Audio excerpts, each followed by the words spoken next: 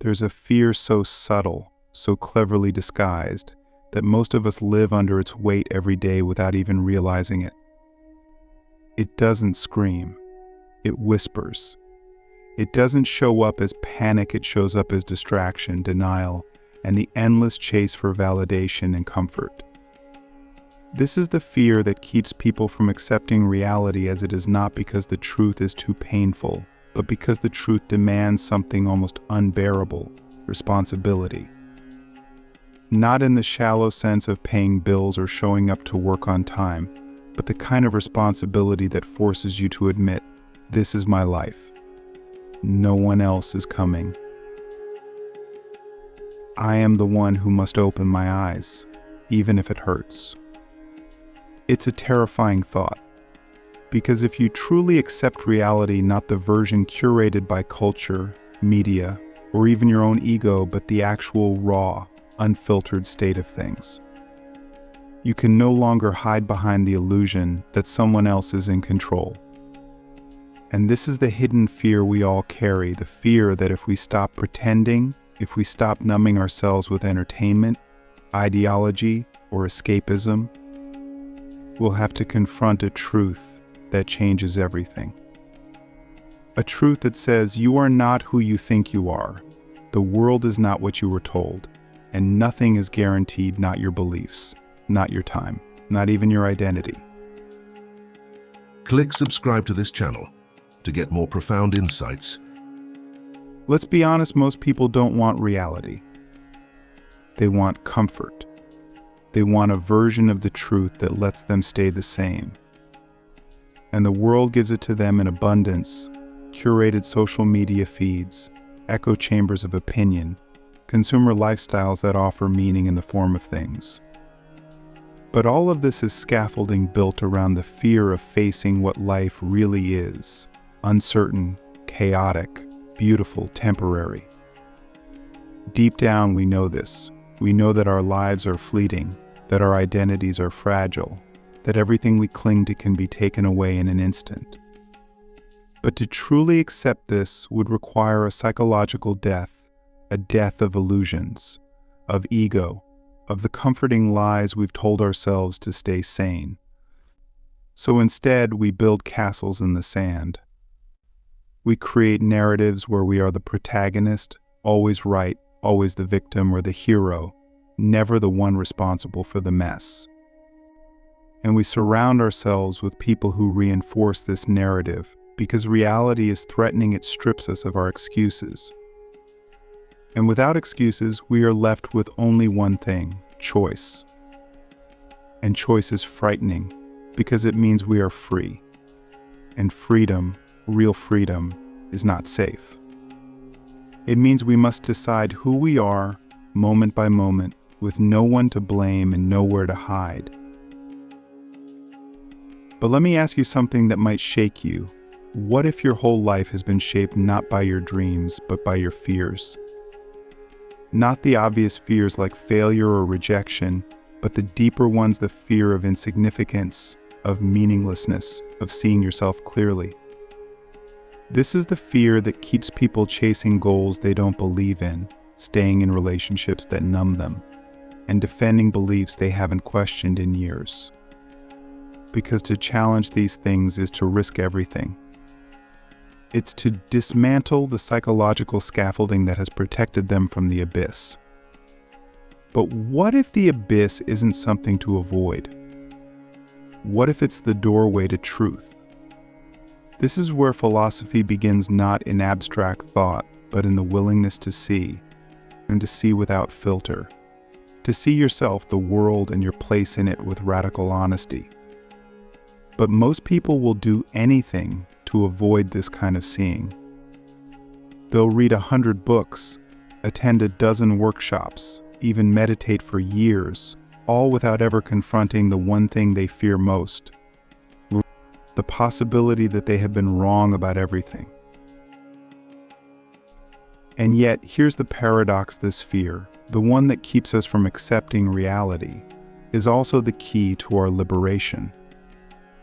Because once you face it, once you stop running from it, something extraordinary happens. you begin to see that reality, for all its harshness, is also profoundly beautiful. Not because it's easy, but because it's real. And in reality, you find a kind of peace that no illusion can offer. You stop needing life to be fair, or people to understand you, or outcomes to go your way. You start living from a deeper place, a place that doesn't need certainty to act or validation to believe. And that's when you become dangerous. Not in a violent way, but in a transformative way. Because now you're no longer trapped by fear. You're no longer a puppet of culture, a slave to conditioning. You're awake. And an awake human being is the rarest and most powerful force on earth. But you might be wondering, if this kind of truth is so freeing, why don't more people seek it? Why don't we all want to wake up? And the answer is simple: because waking up hurts. It means grieving the version of yourself that was built on lies. It means losing the comfort of certainty.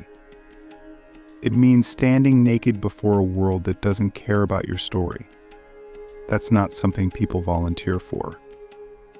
And yet, it's the only path worth walking. Because the alternative is to live in a dream where you're always almost happy, almost fulfilled, almost alive. But never fully, never deeply, never truly. And eventually the dream becomes a nightmare. Because no matter how much you decorate it, reality will always be knocking at your door, waiting for you to answer. So let me ask you again, what are you afraid of seeing? Not in others. In yourself. What truth are you avoiding because it threatens the identity you've worked so hard to build? What would happen if, just for one moment, you stopped defending your beliefs, your past, your pain, and simply looked? Not with judgment, not with fear, but with curiosity. What would happen if you gave up the need to be right and traded it for the desire to be real? The lie of control, why we'd rather be deceived than be free. Now that we've uncovered the hidden fear that keeps us from accepting reality, we have to confront its favorite disguise: control. Control is the illusion we build to feel safe in a world that is, by its very nature, unpredictable. We cling to it like a raft in a storm, believing that if we can just manage everything, our image, our outcomes, our relationships, our future will finally feel secure. But this is the lie. Because control doesn't give us freedom, it gives us anxiety. It gives us stress. It gives us a constant, low-frequency hum of dread that never really leaves. And deep down, we know this. We know that no matter how much we plan, life will throw us into chaos.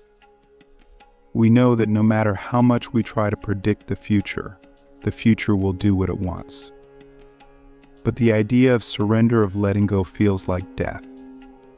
So we trade freedom for the illusion of control. And we call that sanity. But what if the opposite is true? What if your obsession with control is what's driving you insane? Think about how much of your life is structured around control. You curate your social media so people see you a certain way. You avoid hard conversations so you can protect your image. You plan your career, your relationships, your goals, all based on the idea that if you just work hard enough, if you just make the right moves, everything will fall into place. But has it? Or are you still haunted by the feeling that something isn't real? That no matter how much you achieve, there's this emptiness gnawing at the edges of your success? That's not failure. That's reality trying to break through. The more we try to control life, the more we cut ourselves off from life. Because life, real life, is not a machine. It's not a spreadsheet. It's not a checklist. It's a wild, untamable force. And when we try to dominate it, we end up dominated by fear. The fear of losing what we built. The fear of not being enough. The fear of being exposed as someone who's not really in control at all. And here's the brutal truth: we would rather be deceived than be free. Because deception is comfortable. It tells us that we can have safety without sacrifice, that we can have meaning without pain, that we can have growth without letting go. But freedom doesn't work that way. Freedom requires surrender. Not surrender in the passive sense of giving up, but the active surrender of trusting something deeper than your ego. It means letting go of the need to know, to predict, to dominate. It means stepping into the unknown not because you have a map, but because you have the courage to walk without one. That's terrifying. But it's also sacred, because in that space you meet life as it is, not as you wish it to be. And you meet yourself, the part of you that isn't afraid, that isn't trying to control everything, the part of you that just is. Let me ask you something uncomfortable. What are you still trying to control that you know deep down you need to let go of? Is it your image? Your relationships? Your perception of success? Is it your past trying to rewrite it so it doesn't hurt? Or your future trying to script it so it doesn't scare you? What if you stopped? What if you allowed things to fall apart not out of recklessness, but out of trust? What if every time something crumbled, it was making space for something more real? The truth is, you don't grow when you grip tighter. You grow when you loosen your grip and open your hands to whatever comes next. That's not weakness. That's wisdom. And this is where most people miss the point. They think freedom means doing whatever you want. But real freedom is the ability to be with whatever is. It's the strength to face life without needing it to be different. It's the presence to sit with discomfort, to lean into uncertainty, to love without possession, to act without guarantees. That kind of freedom is rare, because it can't be bought. It can't be taught. It has to be lived. And it starts with one terrifying, liberating choice: to stop pretending you're in control, to stop micromanaging your life like a project, to stop manipulating yourself and others to fit into a version of life that was never meant to be fixed. Here's a paradox that might change your perspective forever. The moment you let go of control, you finally begin to have influence.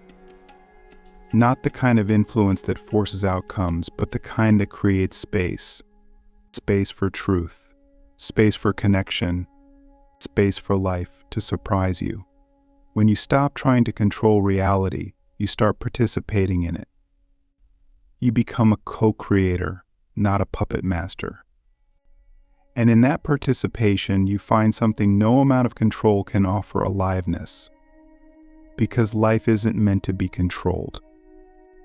It's meant to be experienced.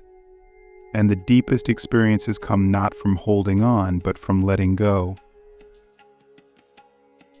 So I'll ask you, do you want to stay in the illusion of control, or do you want to touch reality? Because you can't have both. One will numb you. The other will wake you up. And the choice is yours, not once, but every day, every moment, in every breath. The question is, are you brave enough to surrender? The Unlived Life: How Denial of Truth is Slowly Killing Your Potential. There's a quiet tragedy playing out in millions of lives right now, people dying with their true self still locked inside them. Not because they lack talent, intelligence, or opportunity, but because they denied the truth of who they were. They traded authenticity for approval. They ignored their intuition in favor of comfort. They lied to themselves again and again until the lie became their reality. And in that lie, their potential withered. This is what I call the unlived life, the version of you that exists only in your imagination, your daydreams, your regrets. It's the book you never wrote, the love you never pursued, the truth you never spoke. And it isn't lost because you were weak. It's lost because you were afraid. Afraid to confront the truth that your life is yours alone to claim. That no one is coming to give you permission. That no system, no belief, no external validation will ever substitute for the raw, terrifying responsibility of living authentically. The denial of truth is not passive. It's active. Every time you say I'm fine when you're not, every time you say yes when you mean no, every time you stay silent when your soul is screaming to speak, you are denying truth. And each denial chips away at your potential. Because your potential isn't some abstract future. It's the present, fully lived. It's the moment you choose to be real, even if it costs you comfort. It's the moment you say what you mean, even if your voice shakes. It's the moment you stop performing and start being. But we postpone it endlessly. I'll start next year, when life calms down, when I feel ready. But life never calms down. Readiness never arrives. And the longer you wait, the heavier the lie becomes. Until one day you wake up and realize you haven't been living, just maintaining. So I want to ask you something simple but dangerous. What is the truth you've been avoiding? Not the easy truth. The one that burns. The one that, if admitted, would force you to change. Maybe it's that you hate your job. Maybe it's that you're in the wrong relationship. Maybe it's that you've been living someone else's dream. Whatever it is, you already know it. You've always known it. But knowing isn't enough. You have to act. Because truth without action is just another form of denial. And the cost of that denial is your life not in one dramatic moment, but in 1,000 quiet compromises. Day by day, choice by choice. Until your unlived life becomes your only life.